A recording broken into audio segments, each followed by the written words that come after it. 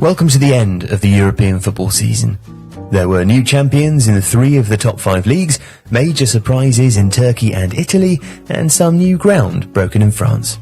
Here is Tifo's Roundup.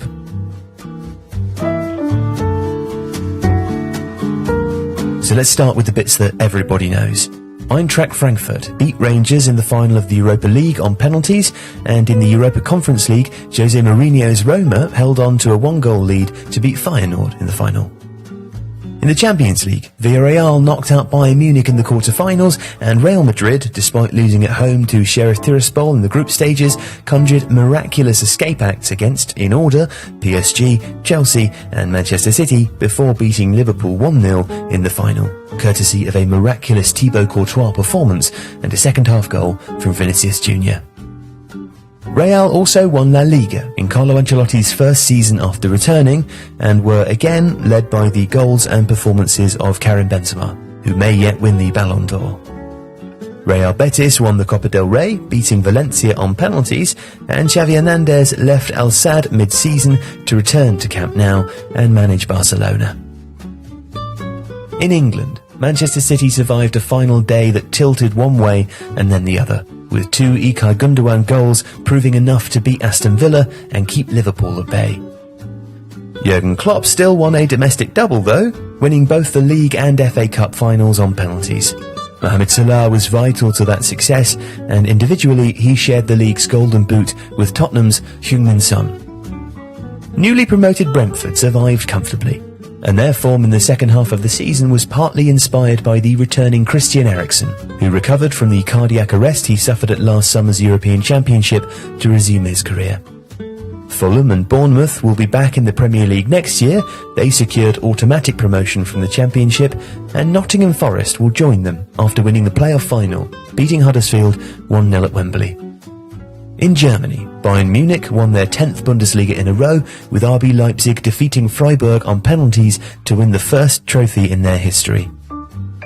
Felix Magath briefly re-emerged to save Hertha Berlin from relegation, guiding them through a playoff against Hamburg, but Schalke and Werder Bremen are both back in the top flight, having spent just 1 season in the second tier. Over in France, PSG galloped away with Liga, and after their title was confirmed, they announced that Kylian Mbappe was not leaving the club after all. In the Coupe de France, Nantes won their first silverware since 2001. And during that game, in which Nantes beat Nice 1-0, Stéphanie Frappart accomplished her own achievement, becoming the first woman to officiate the French Cup final, having previously been the first woman to take charge of a Ligue 1 match and a Champions League tie. There was a surprise in Italy, as AC Milan captured their first Scudetto since 2011. Last season's champions Inter Milan won the Coppa Italia, defeating Juventus 4-2 after extra time. And Ajax won the title in the Netherlands during Erik ten Hag's last season, but lost the Dutch Cup final to PSV.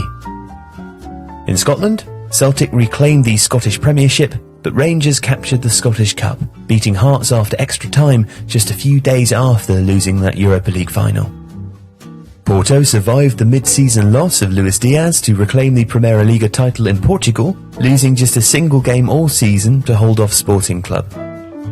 And in Turkey, a season of surprises, with all 3 Istanbul teams underperforming. Trabzonspor became champions for the first time since 1984. And in Belgium, Union Saint-Gilloise led the league courtesy of 26 goals from Deniz Undav. He's joining Brighton and Hove Albion next year. But they did fall just short of a first championship in almost 90 years, with Club Bruges prevailing in the playoffs and clinching a hat-trick of successive titles. But perhaps one of the biggest shocks in all of European football this season came in the final of the Women's Champions League, with Lyon beating previously undefeated Barcelona 3-1 in Turin.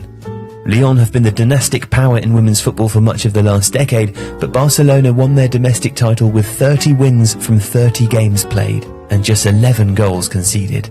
Lyon, however, pulled off the upset. In time, Amandine Henry's opener, which flew into the top corner from 35 yards, might just make the Puskás Award shortlist. Some consolation for Barcelona though.